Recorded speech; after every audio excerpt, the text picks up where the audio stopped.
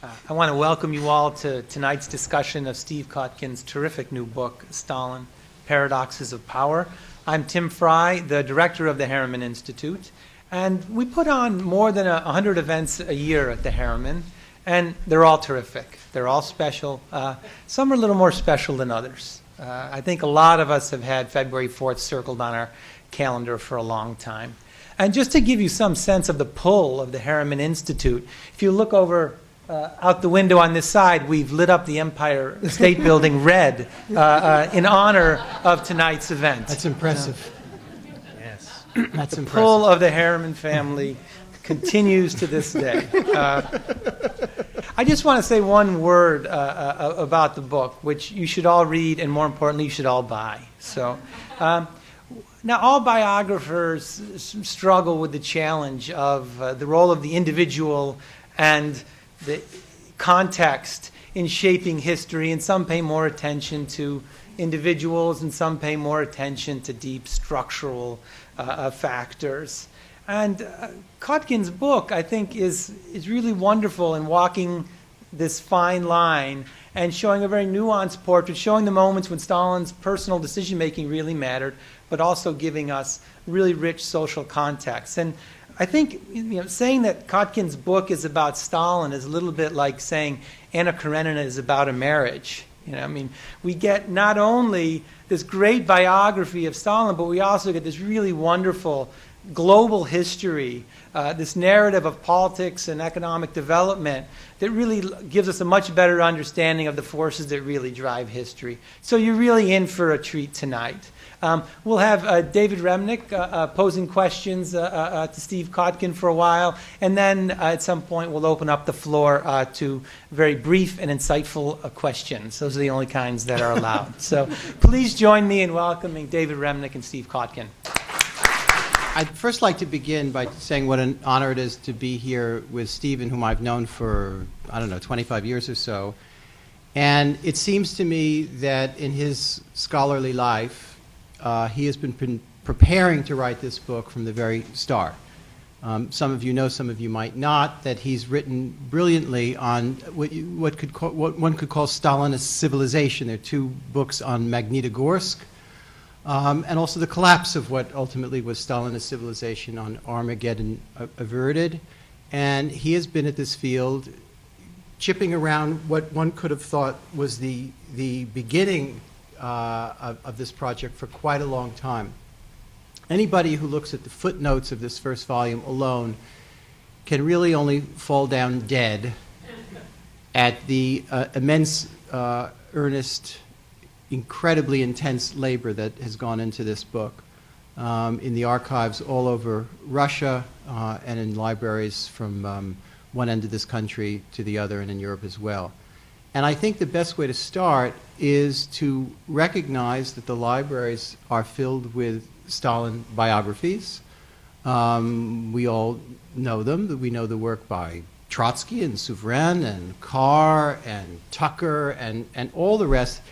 And to throw yourself into a project like this, which is going to be many years, it's going to be a 3-volume project, there needs to be a crying scholarly need. Sometimes it's an ideological need or a personal need or some enormous insufficiency in the angle of vision that the past has taken upon on this pivotal figure in not only Russian history but world history.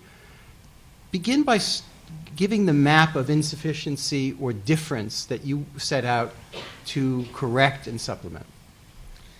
Okay, thank you for that excellent question. Let me first thank Tim Fry and the Harriman, Alex Cooley, for the invitation. Let me also thank Scott Moyers, my publisher at Penguin, who made this into a book. He alone knows what it looked like before publication. Thankfully, he alone knows. And of course, thank David for being here tonight. So it would be unfair for me to suggest that my insights into Stalin come from watching David run the New Yorker. That's not the only source. That has given me tremendous insight, but it would be unfair, and be unfair mostly to our mutual friend Bill Keller, because we've also been watching him run the New York Times. and there have been a lot of insights from that as well. But David, as you know, was appointed editor of The New Yorker by Cy Newhouse right after the ruble crashed in the late 90s. And it was a difficult crisis, and David was the guy to bring The New Yorker through that ruble crash of the late 90s. And now that the ruble's crashed again, I believe The New Yorker is in very good hands and will survive this crisis as well. We'll see. So I'm very optimistic based upon your talents. Yeah, so what idiot would actually undertake to write yet another biography of Stalin? I didn't quite put it that way, but if you insist. I think that's the right question, and I think you did put it well. And the answer is this idiot. And so in thinking about this, I wrote a book about the Stalin phenomenon from the street level, which was a new town, a showcase town built in a largely uninhabited place. And it was small enough, it was large enough to be significant, but small enough to manage. Total history of this town. And it was very street level, and you could get a feel, I hope, from the 175, 200,000 person town, what the Stalin phenomenon was like. And I always fantasized that maybe I could do it the regime level view. The regime level view, of course, is much more difficult, and the proposition was almost out of sight because of the need to see secret materials that nobody had ever been allowed to see. But the materials began to be released, and not just the Communist Party materials, but also the secret police and the military stuff.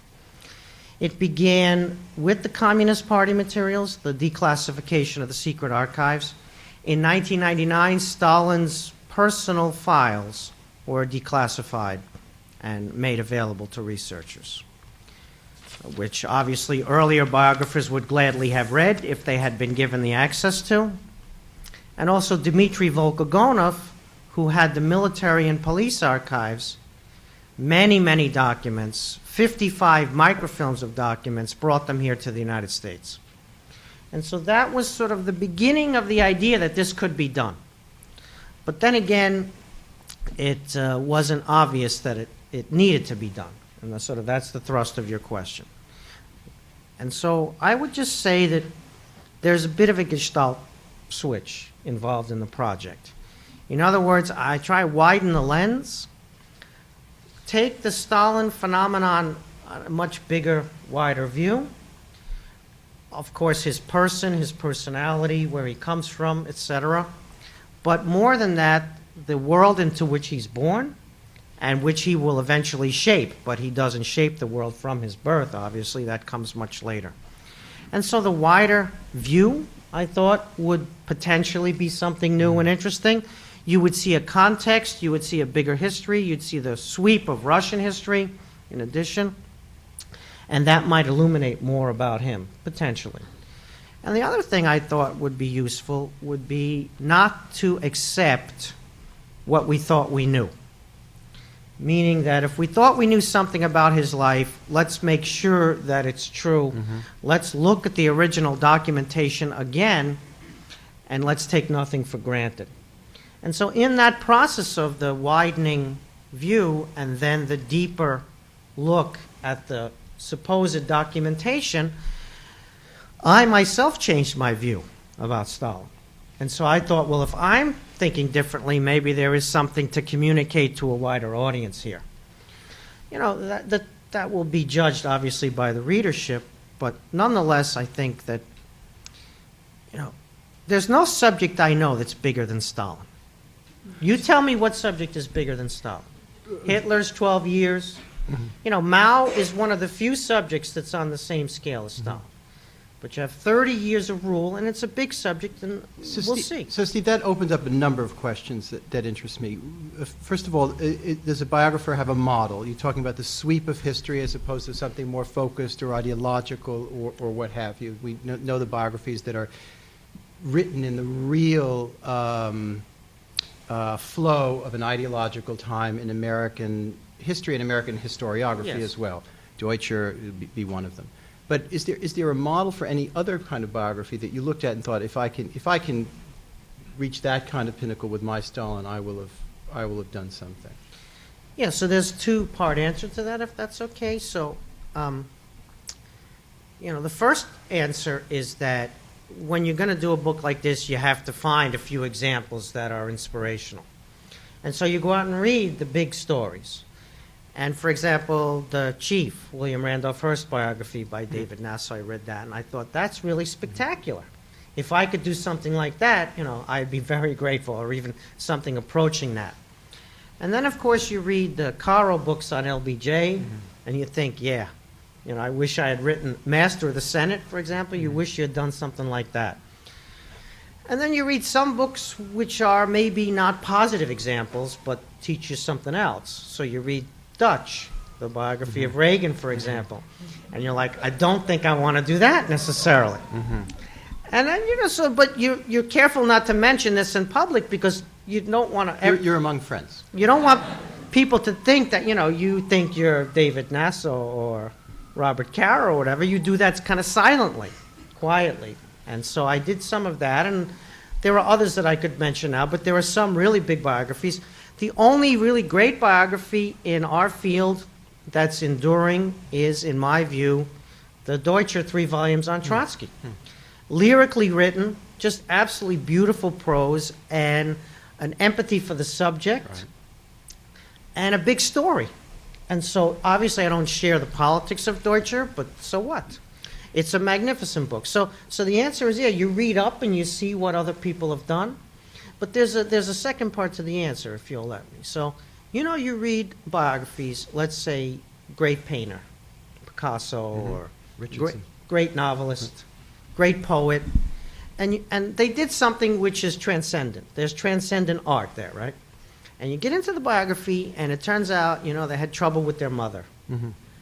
And they had trouble with their father. And they had a mistress, or they didn't have a mistress. And there was a disappointment, and the school teacher yelled at them. And you think, that all happened to me. I had a relationship with my mother, and whatever, But I didn't produce Picasso's paintings, I didn't produce James Joyce's novels. And so that can't be the explanation for the transcendence. And so this is going to sound weird, but Stalin's dictatorship is a work of art. It's a transcendent work of art. Not in a moral sense. Obviously, we don't want to make it seem like I'm identifying with Stalin's ideas or with what he tried to implement. By the way, those of you who are tweeting that at the moment, try to be fair to Steve. I'm looking out for you, my friend. But, who accumulated and exercised more power than Stalin did? Who built a dictatorship that was greater than his? It's the gold standard of dictatorship. And so it's a transcendent work of art. So, Steve, do you think it's because of his father? Do you think it's because his father we'll get beat to him? these. Believe me, we'll get to Charlton in a moment. Sorry. So you have to do your work, your scholarly work. Yeah. You get on an airplane. Yeah. You arrive in Moscow, and you try to get into the archives. What's involved in getting from point A to point B? Yeah. So it's different now. You had a kind of golden moment, didn't you? I did. Certainly, my timing was lucky. I mean, it wasn't like I was posted from the Washington Post to watch the fall of the Soviet Union and win a Pulitzer-prize, but I nonetheless also had some luck. Luck is luck. As E.B. White said, you got to be ready to be lucky. Yeah. And certainly some people were more ready than others. No one wanted to go. Exactly. It was cold. It certainly and still is. Yeah. But, it's different now. So let's think about this. You have the Communist Party archive, which is colossal. You have the Soviet State archive, which is colossal and multi-part. You have the KGB archive, which is actually 5 different archives that I know about. You have the military archive, which is also multiple archives. So you have not one place. You have the foreign policy archive, also separate. And some places they let you in, and some places they don't let you in. And some places they let you read, and other places they pretend to let you read, but they say no. And some places they used to let you read, but now they say you can't read it anymore. Right? And so this is not simple, but it can be done. And that's because a lot of the declassified archives were purchased on microfilm. Copies were made, and they were brought out. And so you can go to Stanford University, the Hoover Institution, and you can read many, many formerly secret documents and spend years at Stanford reading the Soviet archives, also the Volkogonov papers, and we have scans. Should you explain who Volkogonov is? Yeah, so Dmitry Volkogonov wrote multi-volumes biographies of Very Trotsky. high-ranking general. And He was the head of the military archive, Yep. and he had a research team to write his books, and they gathered materials from all over the place, brought them, put them on his desk. He used them for his books, and then he gave them to the U.S. And so you have that, but you also have researchers who can get in. So let's say there's something called the Counterintelligence Archive in Omsk, Siberia. And let's just imagine, for purposes of discussion, we don't want to out anybody here, that you show up and you have paperwork and, you say you want to get in. And they say, you look like an American spy to us, and it's the last thing that's going to happen. But let's say somebody else got in there. And let's say somehow you become friendly with them. And let's say that they decide to share a scan of a document that they've made in the art. We live in a different epoch now. yeah. In addition, the archives are publishing their own documents in multi-volume collections. So whereas before you had to get inside, now you have scans that potentially can be shared. You have copies that are in some U.S. repositories. And you have, German-Soviet relations, 1920 to 1930, 3 volumes, 700 pages per volume. And you just walk right into the Columbia University Library, and it's sitting there on the shelf. And you take the issue, you take whatever issue you want, and there are multi-volume, original, formerly secret document collections. And the ones that I looked through for this book could not be contained in this room. And that's stuff that I didn't have access to because nobody had access to, but now everybody has access to. So the issue for this book was not access. That's a problem, It's but it can be processing. overcome. It was volume. Yeah. You know what your day is like. You just get so much that you can't imagine how you're going to read all of that in a single day. And then how you're going to synthesize it and make sense of it in a way that is true to the material and is accessible to the reader, even though you're overwhelmed with materials. So it's the volume, not the access, although the access is not perfect. So I go to Moscow in December, this past December, and even now they're continuing to declassify materials. And if I know the people who are connected to the declassification process, let's just assume as a hypothetical that could be true, you can get new materials, every trip you go. What was the area of prime choice? What was the goal? What was the moment where you went into a room, and journalists have this experience too. After waiting outside of doors, and you wait outside of doors, and you miss the flight, and the guy cancels, blah blah blah. Finally, you're in the room, and it just happens. And this happens rarely, but when it does, it's wonderful. And in scholarly work, this has to be the case too. There must have been some day or week or experience or archive where you open this book and you thought, no one else has seen this other than non-scholars who are, spooks or whatever they were. And it's a transcendent moment that just doesn't happen too often. Yes. Well, the answer to that is remember your first kid? And the first week of your first kid, you were like, oh my God, did you see that? Moved its arm or whatever, right? And then the kid begins to crawl, and every event in the first kid's life, the second kid, you want to eat dirt? Go ahead and eat dirt.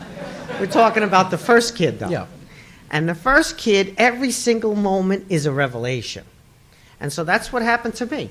I don't even remember. I've had so many moments like you've just described that the first one is lost in the mists of time, like when my son first started to crawl or whatever. Right. My wife tells me, this is what happened. I say, sure. So it wasn't Stalin's personal archive in particular. The 1990, what happened in 1999 was there was this archive which is called the Presidential Archive. Right. And it used to be called the Politburo Archive. Right.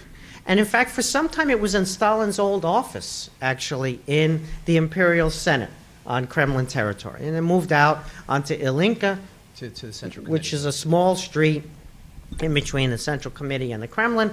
And anyway, so this stuff was transferred to the regular party archive in 1999, and it became Collection 558 Finding 811. And it's huge. It's colossal. And it's all the stuff that we thought might have been destroyed, but wasn't destroyed, was actually hidden from us. And this hidden stuff is not everything, because there was a sifting of Stalin's archive. For example, all the denunciations against Beria that Stalin was receiving and holding on to, somehow they disappeared after Stalin's death. I don't know what could have happened to them. Maybe it's because Beria went to Stalin's dacha and picked up all the furniture on a truck and took it back to his office to sift through it, right? But nonetheless, that obviously is a big moment. But, you know, while I was copy editing the book, meaning somebody else copy edited it and I got to benefit from that, people were sending me scans of Stalin material that had just been declassified, that had come from this presidential archive that wasn't in the 1999 declassification. So Stalin wrote a 7-page handwritten letter in red pencil in the late 1920s in response to some event that happened having to do with what Levinov was advising him. And through the good graces of Penguin, I was able to jam this into the book, this 7-page single-spaced letter that had been previously secret, which I received, you know, not long after it was declassified. Your editor must have been thrilled. They loved it. They said, can you do more of that? Can we, you know, exactly. And so now on this last trip, I just got the recently declassified Spanish Civil War stuff. Right. Which is 1936 to 39. That was not given in 1999 when the big Stalin archive was You're getting this pushed over. from Russian scholars who are working in the same vineyard. Certain people do have are involved in the declassification process. It's not a big number of people. So and yes, I'm getting things in from- other biographies, there are rosebud aspects of Stalin. His father beat the hell out of him. He had a withered arm. His mother had an affair with a local priest. He has 2 toes that are connected, webbed feet, smallpox infection. And this is supposed to be shaping psychology in an incredible, decisive way. He had a smallpox infection, therefore he signed the Molotov-Ribbentrop Pact, and the rest is history. Yes. Yes. When you looked at I'm sure you looked at all of these moments that either happened or did not happen, and you discovered what? I discovered that he had a regular, decent childhood. It was more or less a happy childhood.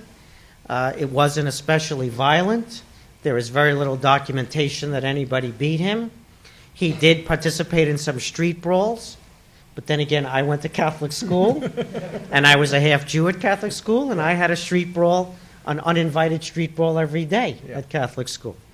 You know, so his childhood doesn't seem to me to explain very much. So then where did those myths come from? How did they become almost scholarly orthodoxy? You know, so a few people survived. This guy's an evil monster, right? A few people survived, got into the emigration, and after he murdered the elite in 1937, 38, those survivors began to write memoirs or remember things. And they began to remember that 30-something years ago, when they were in elementary school or seminary with Stalin, that he said, you know, I'm going to murder them all. And then there's this one-line quote in their memoir, which is produced in their dotage. Give a precise example. And so, okay, we have the other so-so from Gori, Erimashvili, who You explained what so-so is. that's Stalin's childhood name, Yosef So-So, Joey. And he remembered in 1932, in a memoir published in German, that Stalin's father beat him. And that this turned Stalin into a non-human being. He ceased to be a human being after this. It's influenced by psychoanalytic theory, which was prevalent, obviously, in the 1930s. And he builds up a case that Stalin had, as a result of the beatings of his father, a lot of internal grievances, a complex, etc. And he then enacted this on 1/6 of the earth.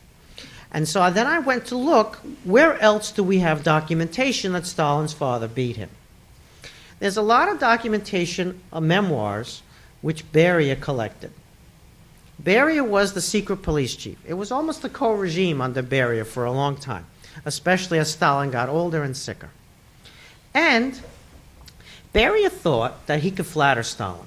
So he was going to rewrite history in a way that Beria conceived was flattering. So he brought these people into the party complex in Tbilisi, where Beria was the party boss. Everybody who knew Stalin, and he said, let's remember what he was like. What was he like in the underground? And they would say things. And Beria's minion, who was sitting there writing the notes, would say, no. Let's remember how he led the underground. Oh, yeah, that's right. Let's remember how he was the mafia kingpin of the prison. Oh, yeah, I forgot about that part. I'll remember that part for you right now. And so Beria is thinking he's going to flatter Stalin, the illegitimate children he might have fathered, or the mafia kingpin, etc. And, of course, then this gets shown to Stalin, and Stalin says, are you kidding me? This is not who I want to be.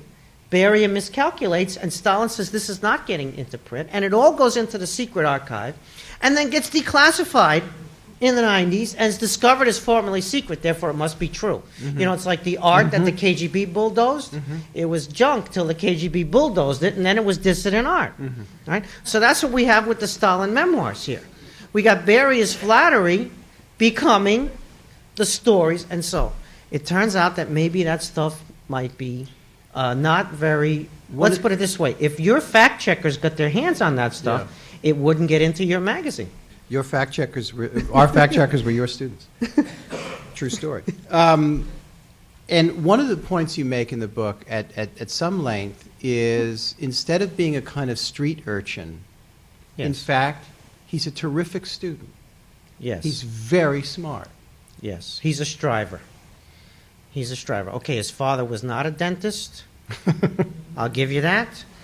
But nonetheless, he wanted to make something of himself and rise up in the society, and he was working. Because of the Orthodox Church, there was a school in Gori, the town in which he grows up. He goes to that school. He's an excellent student. He sings in the choir. He's the teacher's pet. And the teachers grease his way into the seminary. Now, let's remember the Caucasus under Tsarist rule, if we can. No university, because it's prohibited by the Tsarist regime. So the pinnacle of education in the Caucasus is the gymnasium and the seminary. There's also a pedagogical or teacher's college, to train teachers for the village, which would be the third lower level version, not equivalent to gymnasium or seminary. And gymnasium and seminary students can go to university elsewhere in the Tsarist Empire outside the Caucasus. So he's in the seminary. First couple of years in the seminary, high grades, near the top of his class, also teacher's pet. He's one of the snitches. A teacher's pet, you're a snitch. You guys know this from school yourselves, right? The teacher's always asking you to report on the other students and rewarding you, right, for this type of behavior. So he's on a trajectory to succeed in the society. But then he gives it all up. He sacrifices all of that for what? For social justice. Here's a guy who then goes into 17, 18, 19 years of impoverishment, total penuries, begging everybody for money, prison and exile in Siberia. If you've been in exile in Siberia, you know it's not very romantic. It's made romantic in the Bolshevik memoir literature, but it wasn't a life that was very appealing. But he sticks with it because he's gotten into the underground social justice by conviction. He's risked. And what's at the core of his conviction? At the core of his conviction. And how is it received? Is the Tsarist regime is so ugly, so disgusting, that it needs to be fought with all means necessary. And in how addition, does it differ from the texture of Lenin's conviction? and the other piece is there's this system of thought which explains why the Tsarist regime is evil and how it can be overthrown and a paradise on earth can be built, right? Marxism. And so he gets introduced to Marxism, the underground books in the seminary.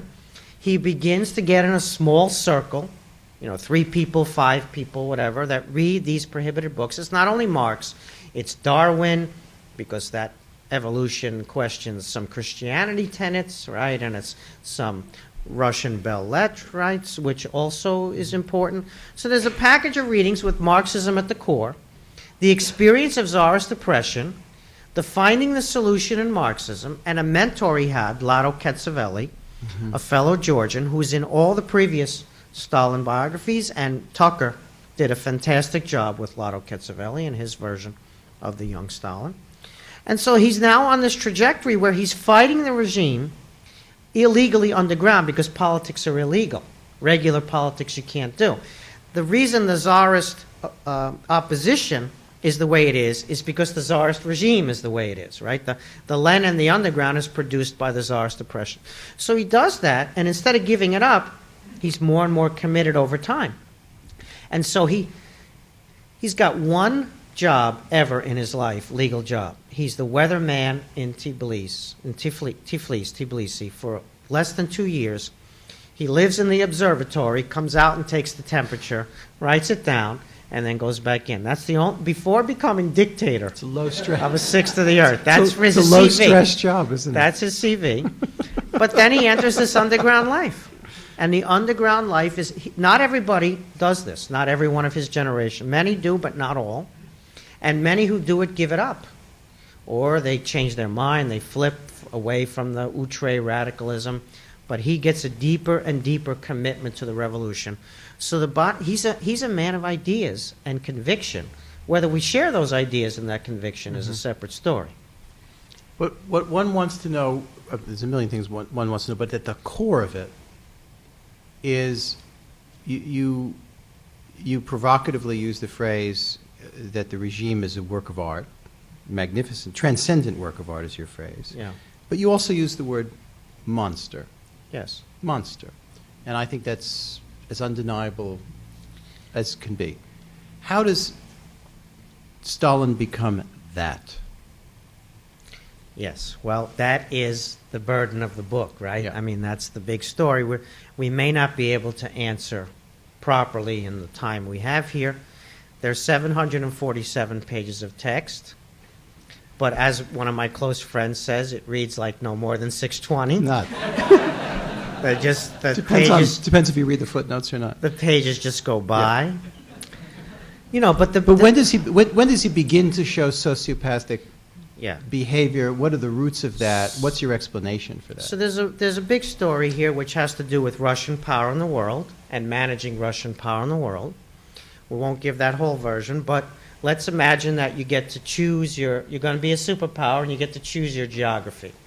And you say, okay, I'll pick the Pacific, the Atlantic, Canada, and Mexico. All right, you're good. And then you say, okay, I get to choose now. I'll take, Nazi Germany, Hirohito's Japan, the Islamic Middle East, and the frozen Arctic as my geography. So there's a story of Russian power in the world.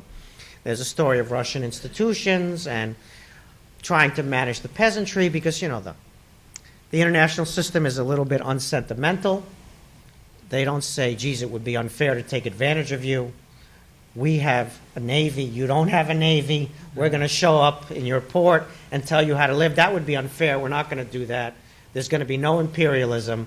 Nobody who has a modern officer corps, modern engineering schools, steel, weaponry is going to try to take advantage of everyone. Well, of course they do try to. And so the world is brutally unsentimental, and Tsarist Russia has to compete in order not to be colonized. And so Tsarist Russian statesmen, before Stalin gets his hand on the wheel of state, there are others trying to manage Russian power in the world, and he'll then try to manage that too. Then there are further questions. There's World War and destruction of the old order. That's how a guy from the periphery gets anywhere near a position of power. But that also discredits a lot of institutions, and the state begins to unravel, and all of. But I'm talking about in his early in his revolutionary days. We'll get to each. Yeah. We haven't even reached his coming to power, and we're skating through this like crazy. But at what point early on, when he's in a revolutionary milieu, does he show signs of this kind of behavior, if at all? Yeah. So, there are two questions here. One is, when does he become a dictator? And sort of the other is, when does he begin to show that sociopathic behavior? Right.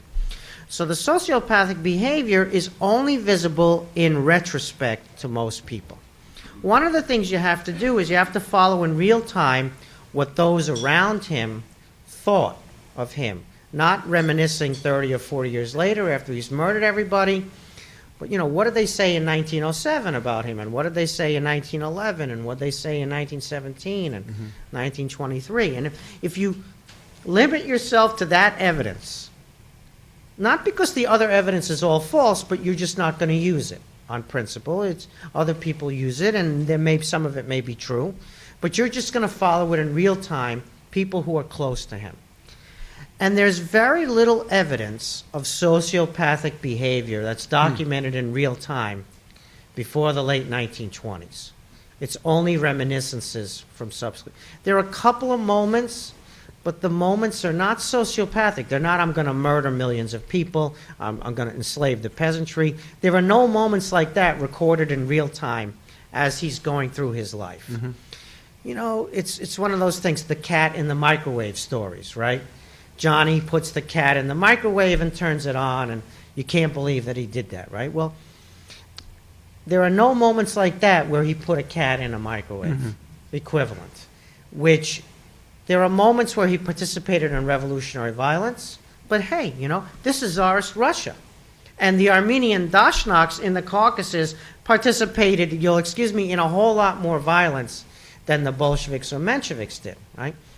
There are moments where you can say it's maybe not obvious that he's going to be a choir boy his whole life, but nothing stands out. So you have to get to the regime. And so the argument of the book is it's the politics that forms the person, not the person that then influences the politics. You kindly, I think one of the distinguishing features of Steve's writing, both in this book and anywhere else, is that he does not pull punches. And at one point he says, he's in a dispute with E.H. Carr, who everybody in the room knows, who says that Stalin is the result of circumstances which Steve then calls utterly and eternally wrong. It's a combative book at times. You're in pitched battle at times with the rest of the literature. There are two parts to that. The first part is I'm dependent on the literature for a lot of what the book is about. And the notes, 4,000 and change endnotes, are a celebration of all the stuff that I'm trying to synthesize or read. However, you start to get to the point of he's collectivizing agriculture. And you have people who are telling you that that was necessary. You had to enslave 100 million people. 5 to 7 million people had to die in a famine. There had to be cannibalism. It was necessary to modernize the country. Right. And that's where I think, you don't say this could be wrong. You start to say things like this is dead wrong. This is eternally wrong. You begin to repudiate as necessary stuff that is just disgraceful in my view. Well, one of the areas of very long-standing dispute in the field and in the literature is why Stalin emerges among the next generation, the post-Lenin generation. And one thing what startled me reading the book was that one of the orthodoxies was that Lenin, in his dotage, wrote a testament. And in the testament, he speaks ill of Stalin. But you'll explain the story, and you not only think that what's in it is nonsense, but the fact that he didn't write this is in play. Yeah, so, just one more... You should explain what the testament is. One more point on the, when I start to get a little bit rowdy in my response to the literature. So, we have a literature which says Stalin didn't kill too many people, that he was actually, not an evil monster. Unfortunately, we still have that literature. Do you in the field? We have a literature which says, circumstances more than intention were involved here. It's sort of like But that's Holocaust denial stuff, right? It's not Holocaust denial because they don't deny that people died, and they don't deny that there was some intention. But there's a minimization, especially an exculpation of Marxism. So it's like, it goes like this. Geez, they didn't have recall back then, so, when the the airbags didn't work in the cars, a lot of people died, and had they had recall, fewer people would have died, right?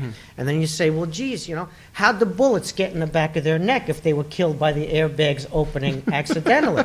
And they would say, well, the bullets were put in the back of the neck during the Cold War. Who's still writing that? During the about Cold Stalin? War to discredit the regime. Who's still writing that about Stalin? Don't be polite. You want me to make enemies here? You have tenure, Steve. That's what tenure is for. Let's just say that if you peruse the notes, the names are there. And so I think it's necessary to correct that in a way that's unambiguous. But if you wrote it, why won't you tease it out? Because some people in the room may like, Eric Hobsbawm, for example. Okay. So you don't want to mention that. You don't want to mention that into the 1990s. He's saying that if millions of people died, but it was to build a better world, it would have been worth it. He's a good jazz critic, though. Okay, so Lenin's Testament. Go to that. Yeah, so, people keep asking me, when did Stalin become a dictator? In fact, Scott Moyers, the publisher of Penguin, insistently asked me that question, and it's the right question. And so the answer That is... was just a polite way of saying, when are you going to be done? You could be right, actually. Yeah. You're shrewder than I am. I know how it works. So, it's, I think, okay, let's try to answer that question. And so in April 1922, Lenin creates a new position, General Secretary of the party. And we know he did it on purpose because there's a document in his hand which says, General Secretary Stalin next to it. Stalin was already doing a lot of the functions of this, but Lenin decided to formalize it in April 1922. And they had a meeting of just Lenin's faction, not even the whole group of insiders, to say, we're going to vote for this when we come out of this door, right, when we get into the larger Central Committee meeting. And so Stalin is made General Secretary of the party in April 1922. And General Secretary of the party is pretty important because, let's say, who liaisons with the military? Well, geez, the Secretary of the party. Who liaisons with the secret police? Oh, it happens to be the Secretary of the party. Who controls the state? Oh, who makes the personnel appointments and who investigates the personnel? Who controls the cipher codes? Who sends the information out to the provinces? Who gathers the information from the provinces? Who sends the information to the embassies abroad? It's one place, the Secretariat of the party. That's it. No other place is allowed to do this, has this kind of control and power. But Lenin is number one. He's the head. He's the head of the government. Everybody knows he's the leader. Stalin is effectively his aide, General Secretary of the party, with enormous power, but on behalf of Lenin. April 1922. So what happens in May 1922? In May 1922, Lenin has a stroke. And so you're thinking, I'll appoint, Cy Newhouse will appoint Anna Wintour editorial director, and then Cy will have a stroke. And all of a sudden, she's the only one that controls the information in the whole building. She's the only one with the secret codes. She's the only one with the power. And you say to yourself, when did he become a dictator? Spring 1922. Okay, so Stalin is in power. And the other I'm just trying to process Anna with nuclear codes, but it's okay. My wife works at the Met, and we love that costume gala that they throw, obviously. It's very dear to our hearts. Anyway, so the other guys are not in power. And they begin to write these little notes to themselves like, did he make another decision without consulting us? Is he doing that again? What are we? Who moved the cheese, as it were? What are we, Swiss cheese or whatever? Who's this guy? He's General Secretary. He's doing everything by himself. And so they begin to think, they should do something about this. But the issue of the succession struggle is Stalin is in power. And the others have to remove him if they want to succeed Lenin. He's there already. And so let's say, you inherit this position. Now, it's a potential position. It's not built up. There's no big bureaucracy yet. It's the potential of a personal dictatorship. He could have said, geez, it would be very unfair. I control military. That's not right. I'm not going to do that. I control the secret police. That's really unfair to the other guys around here who worked hard for the revolution. I'm going to share the secret police with the other guys. You know, geez, I control the cipher codes. No, I'll let them control the cipher But codes. explain the issue of the testament. Yeah, we're going to get to that in a second. So here you have a guy who, he decides he's not going to share. Yeah. He decides that he's inherited this potential personal dictatorship, and he's going to build it. And he does the job of general secretary.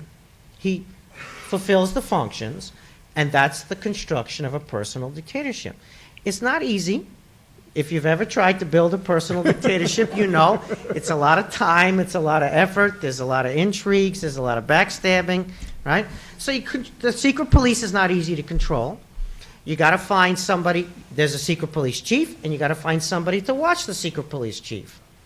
So right in spring 1922, he begins a correspondence with this guy named Yagoda, who is 3 or 4 in the secret police, and he's going to become Stalin's henchman, watching the bosses. The bosses of the secret police are reporting to Stalin.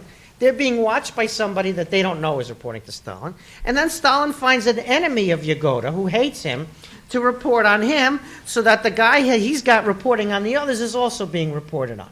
So this is, as I say, not easy to do. It takes a lot of work. You got to go out there and cultivate people, and you got to be a people person and have those skills. A people person. Anyway, so the other guys are beginning to see that he's got too much power. And Lenin has the stroke, and they have a party congress in spring 23, which Lenin can't attend. It's the first one he can't attend because he's sick. And Stalin crushes Trotsky at this party congress, and it looks like he's the sole successor. Mm-hmm. So let's back up to the testament. So in December 1922 and January 1923, Lenin supposedly dictated 2 documents. One, an assessment of 6 people who could maybe be his successor, mentioning Stalin, Trotsky, Zinoviev, Kamenev, Rosencrantz, and Guildenstern. Mm-hmm.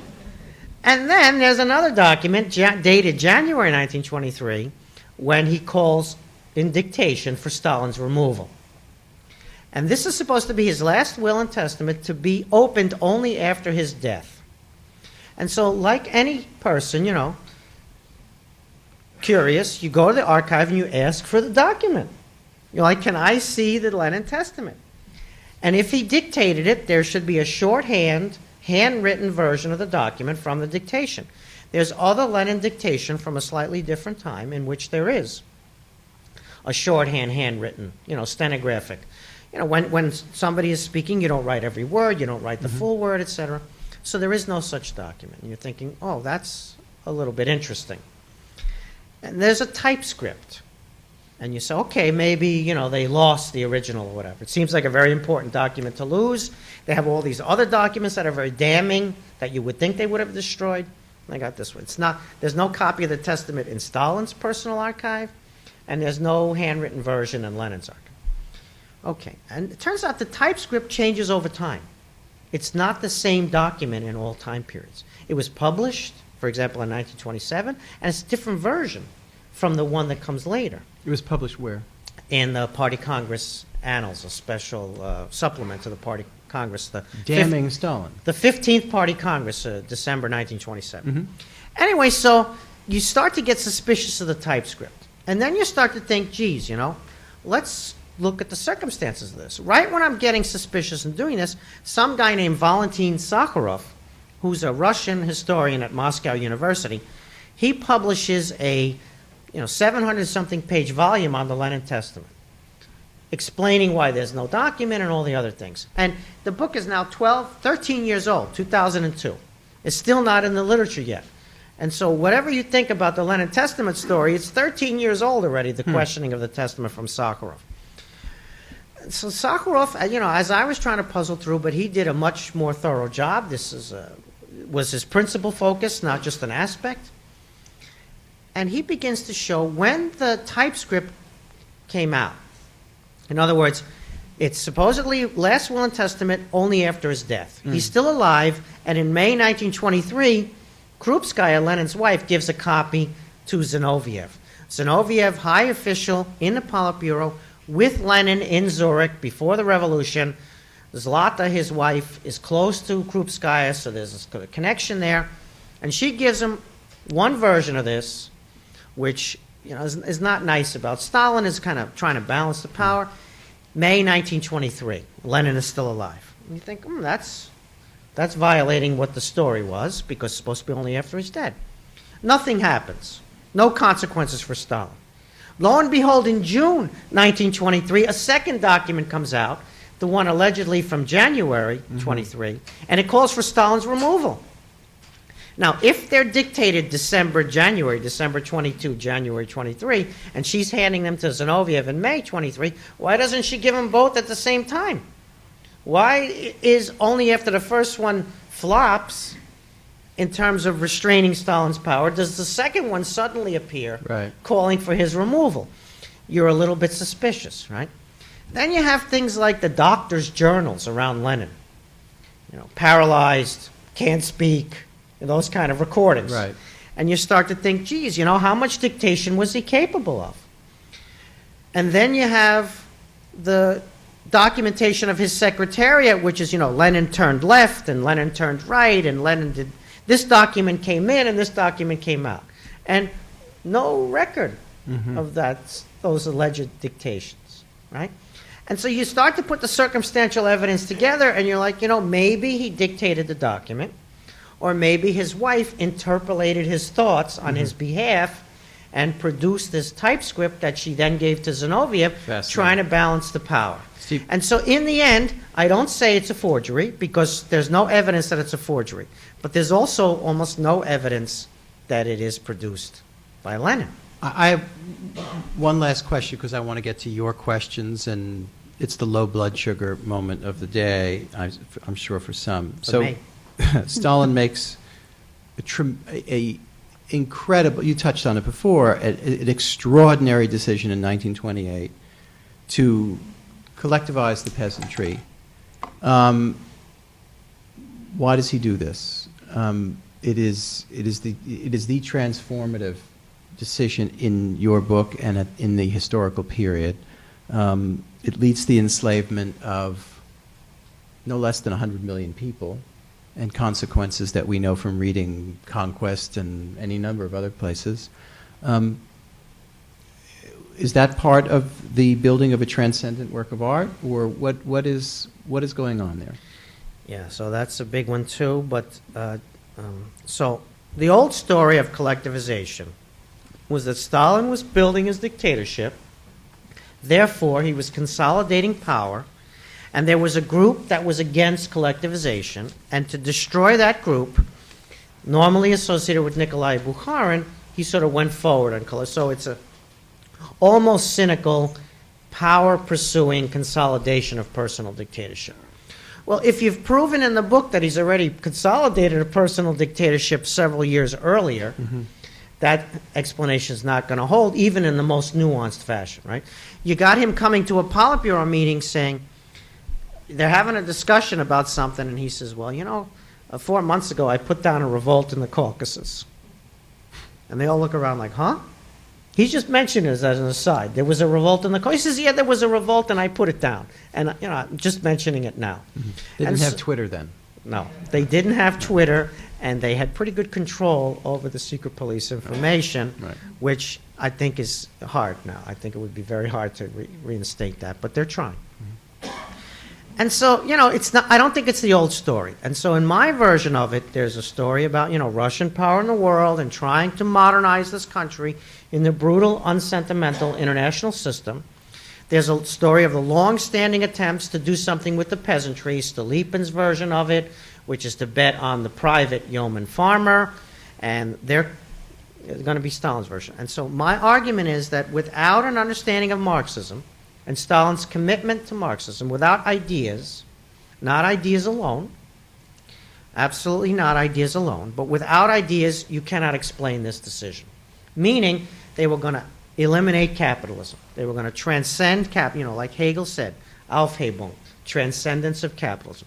Markets, private property, wage slavery, just like in the Communist Manifesto, they were going to modernize, but they could only modernize in communist fashion because this was a communist regime. And the others didn't disagree on the need to modernize in communist fashion. They disagreed on doing it right now with that level of coercion. Rykov said to Stalin, if you do this now, you'll destroy everything. It'll be catastrophic. And Stalin said to him, you don't have the courage of your convictions. Either we're communists or not. Either we're going to overcome capitalism. So here's their problem. You're a peasant, you work hard, you have 3 cows, but you worked hard, now you have 6 cows.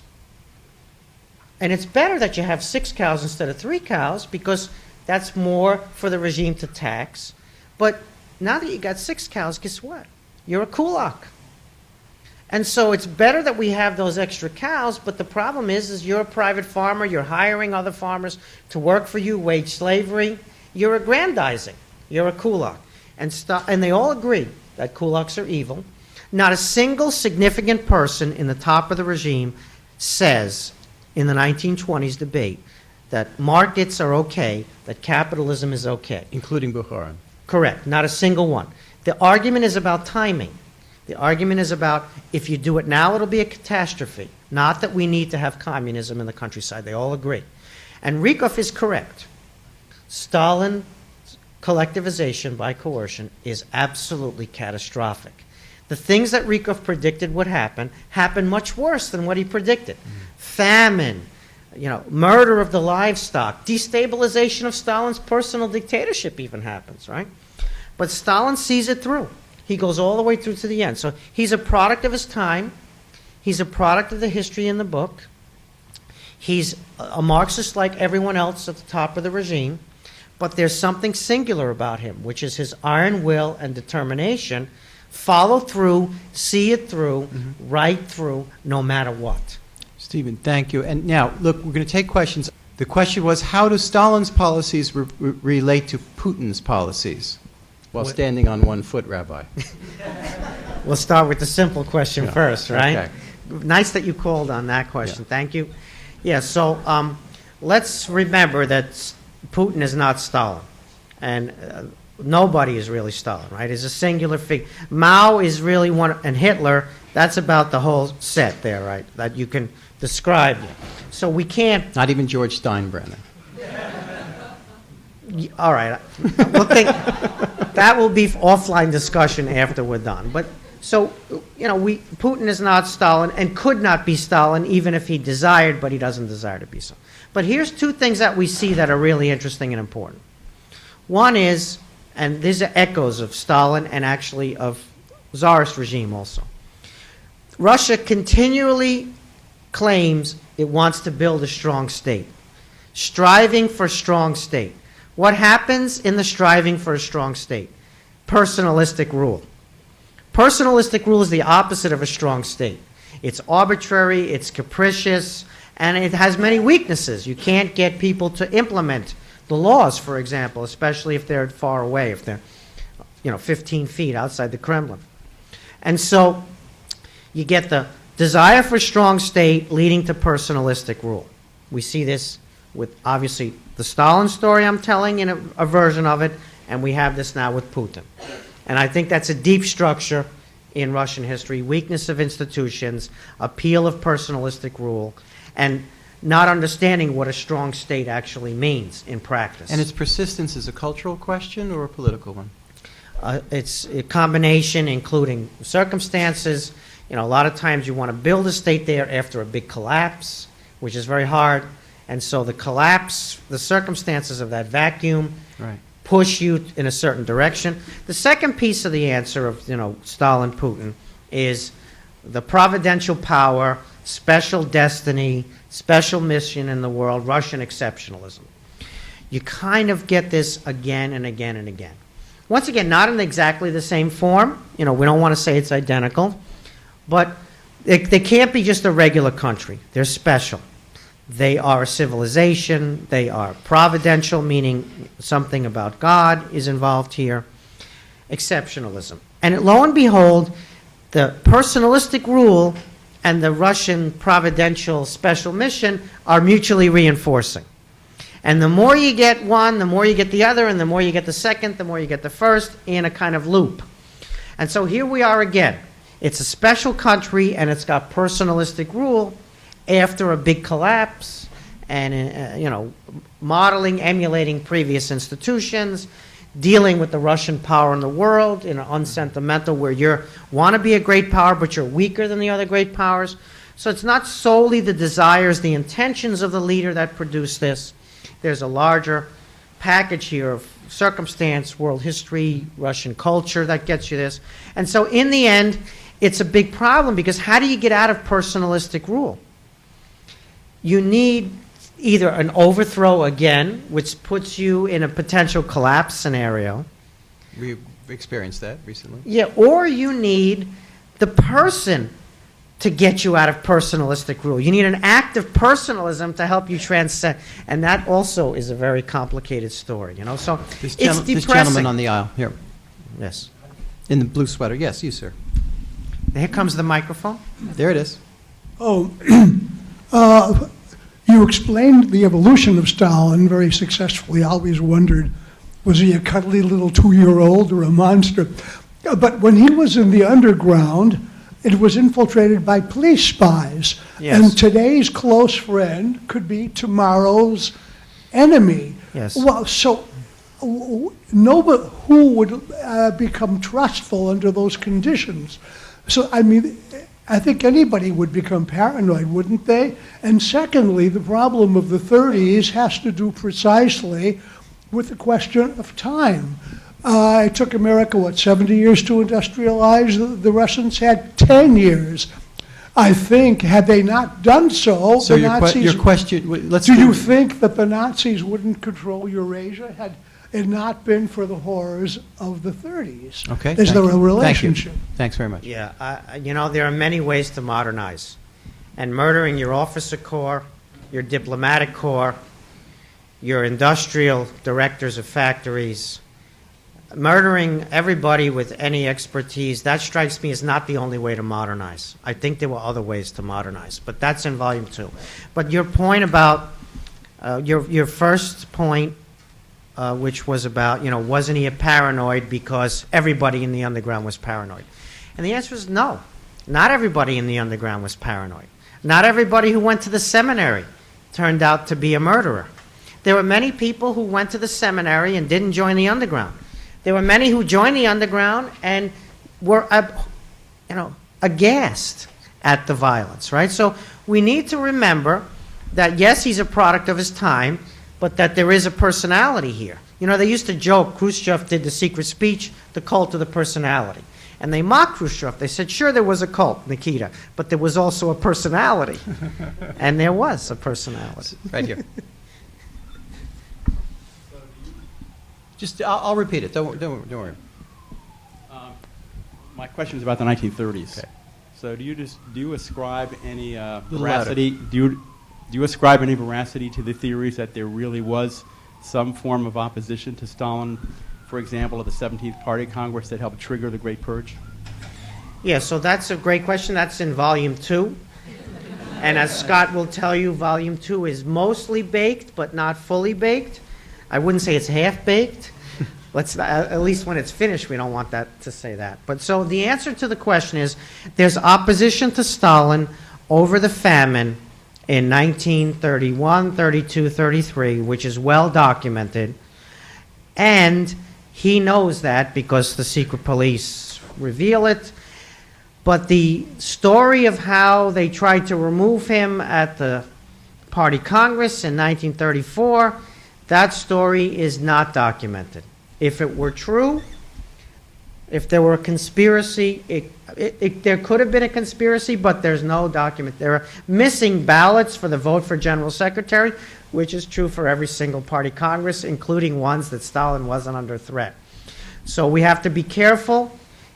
Like I say, it could be true, but we have to be careful. So this is the thing about Stalin. No matter how much power he's got, it's never enough.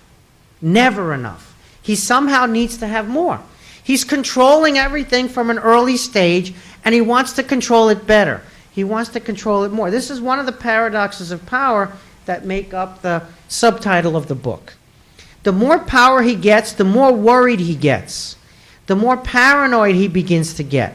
the more he tries to acquire more power. Such that in the 30s, to give a little preview of the volume 2, the terror of 1936 through 38, which is very hard to explain and is not fully rational by any calculation. Part of it is he's going after the most loyal inner circle.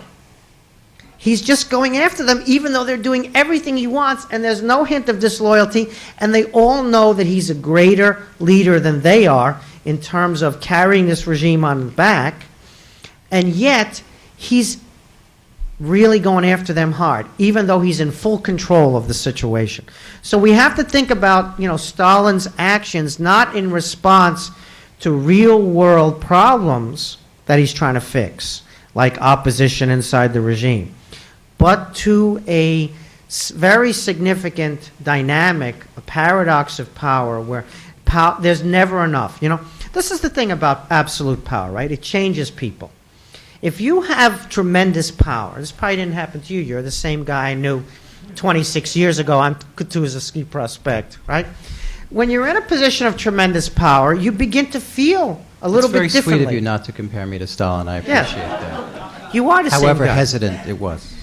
And so the power has a big effect on him. But he has, not just editor New Yorker power. He's got this power. Cartoon, not that cartoon. Yeah, exactly. He's got power of life and death over 200 million people. Do you think that could have had an effect on his personality? Do you think that could have fed into his behavior, right? And so we have to think about Stalin as acquiring and exercising power, and the politics having an effect on his behavior. Do you approve of psychobiography as a genre? Because certainly Robert Tucker was influenced by it. I've read an Ataturk biography that was deeply influenced. I know it's not in style now, but do you find it there's valuable? A good news psychobiography written by your theater critic, friend. Tennessee Williams, that's true. By your theater critic friend, and it's an important work. Part of psychobiography, like Robert Tucker, right? It's very easy to get up here and criticize Robert Tucker. Okay, fine. But let's remember that, if he wanted to read the stuff... I'm not criticizing, I'm just asking. Yeah. If he wanted to read the stuff that I'm reading, if they had allowed him to read it, he would have read it all. He was very comprehensive in his research. But there were a lot of things he couldn't read. And so the recourse to psychobiography was, in a way... It's a way to fill in the spots. To a certain extent. Right. In addition to the attraction of the analysis, right? And it's been written in a certain period of time. And yes, do we have questions it's just not that attractive to me. Yes, ma'am. Or necessary. You mentioned that Stalin was the byproduct of his time. Gromcha. Yes. But then to what extent is Putin's Russia today the byproduct of the Stalinist regime? Is today's Russia the byproduct of? Is Putin's Russia the byproduct of Stalin's regime? Yes, I think there's something to that. We don't want to exculpate behavior by saying, Stalin left a legacy that nobody could overcome. He left a very heavy legacy, and it is difficult. There's no question. But there are choices also being made. But let's think about it this way. Moldova, Transnistria. Whose gift to history is that? Right? The current shape of Ukraine, with Western Ukraine and the Donbass in the same country. Whose gift to history is that? Nagorno-Karabakh in, the Armenia, Azerbaijan. Whose gift to history is that, right? So there's a lot of Stalin all over that place. And yet, right, there have been choices, forks in the road, and the fork was taken, as they say, right? Let's just think about it this way. Boris Yeltsin wakes up, it's January 1st, 1992. And, he's had a nice evening the night before. He wakes up late. Yes, he wakes up very late. And there he is, and he's now in charge of a new country, Russia, which had not existed before. There had been the Russian Republic inside the Soviet Federation. He's in charge of a new country, and he's going to take an inventory. What do I got? Okay, let's go through. You just come into the office. How many desks do I have, and how many phones do I have, whatever. So what has he got? He's got 7,000 judges. Not that many. And moreover, they're Soviet-era judges. So things like private property, civil liberty. This is not what they were taught in school. Putin had a law degree and went to St. Petersburg University, right? So he's got 7,000 judges, and he's got 250,000 KGB. And now we're going to build rule of law. And so you're saying to yourself, well, I'd like to pull the chain, as they say in the UK, and, change my KGB situation. Pull the chain, and down they go, 250,000. So years go by, and hard work, and all sorts of stuff, and they get up to 21,000 judges. And that's very impressive, actually, to get up to the 21,000 judges. But you know what? It's still 250,000 of the KGB people. And they're all over the place. They're in business and everything else. And so, those legacies are not easy to overcome. Once again, however, you can make choices. You can decide to hire them and point them to all the top positions in your regime, which was a choice, not a necessity. And so, in that sense, there are Stalin legacies in the Putin regime, but there were a lot of things that were chosen. And you can say those choices were narrowed by Russia's weakness and many other factors, by the collapse of the 90s. I'm not saying that all of it is some intentional evil, right? But nonetheless, the Stalin legacy explains a lot, but very far from everything. I think we have time for one more right in the front. And I swear I'll repeat it. Don't worry. Go ahead. This is asking for a clarification. Maybe I missed something, but David's question on the timing, you explained very well why Stalin embarked on collectivization, but why did he choose that particular time? Yeah. Okay. So there's a big story in the book about the Testament's life and its effects on Stalin's psychology. Right. So Lenin dictated it. He didn't dictate it, but it was real for Stalin, and everybody knew about it. And this Testament, remove Stalin, is eating at him, and he resigns at least 6 times that we know, orally or in written form, actually, in many cases. So sensitive. Yes, he was very sensitive. He's like, okay, you don't like the job I'm doing. Let's honor Lenin's Testament, which is a title that Trotskyites put on the document, by the way, in the mid-23. Let's honor Lenin's Testament, and I'll resign. And of course, as we know what happens later, they don't accept his resignation, but he's constantly undergoing this process, right? So the reason the timing is important is several things. One is they have ruined the quasi-market economy of the new economic policy. There's no new economic policy in industry. 90% of industry is state-owned throughout the 1920s. But there is a new economic policy in the countryside, but they've mismanaged it, and they're getting less and less grain, and they're very unsure about future harvests, and Stalin's getting statistical reports that can be read today, the ones that he was getting, right? So they have a problem of the economy is malfunctioning, and they're dependent on the harvest. There's a second story there about, the Red Army is parading across Red Square on holidays, and it's on bicycles because they don't have a tank park. And not having a tank park and having a lot of enemies, right? They seized power in 1917, and they encircled themselves with capitalists as a result. They're in capitalist encirclement. And so they don't have a tank park. So what are you going to do about that? There's got to be some way to acquire military industry in a hurry.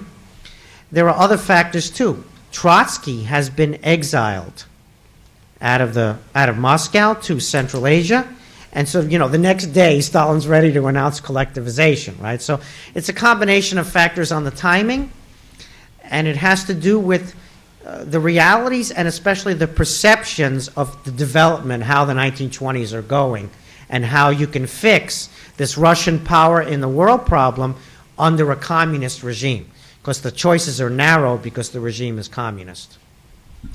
Stephen, thank you very much. And you want to say a last word? I just want to say thank you to everybody for coming, but I also want to thank both our panelists. I want to thank David Remnick, not only for coming all the way up from Wall Street, leading this discussion, but also for for writing so eloquently about Russia and elevating the level of debate about Russia through his work in the New Yorker, and also being such a champion for writing about Russia in the New Yorker. I think kind of we all owe a debt to David Remnick for playing this role. I also want to thank Steve Kotkin for coming up. And, you know, I love American politics. My wife studies American politics, and it's really interesting to debate whether the highest marginal tax rate should be 29% or 32% or 36%. And what I love about our field is that we get to handle the big questions. Collectivization, murder, international competition, war, and I think few people do it better than Steve Kotkin. So please join me in giving our panelists a big round of applause.